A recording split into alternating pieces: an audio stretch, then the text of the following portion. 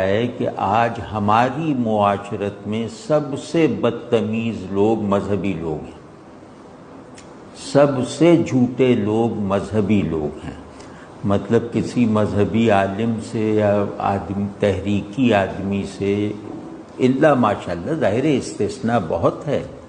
لیکن اکثریت کا یہ حال ہے کہ اگر کسی مذہبی رجحان یا مذہبی علم یا مذہبی دعویٰ رکھنے والے آدمی سے آپ کا کوئی اختلاف ہو جائے تو آپ ہر بدتمیزی، ہر بہتان، ہر جھوٹ، ہر تہمت کے لیے تیار رہیے۔ تو یہ منکرین دین کی اخلاقی سطح دین کے ٹھیکیدار بن جانے والوں سے بہت بلند ہے معاشرتی معاملات میں۔ مطلب میں کسی سیکولر آدمی سے لڑ جاؤں تو میں یہ توقع نہیں کروں گا کہ وہ میری عزت پہ حملہ کرے گا، وہ میری نیت کی تشخیص کرے گا۔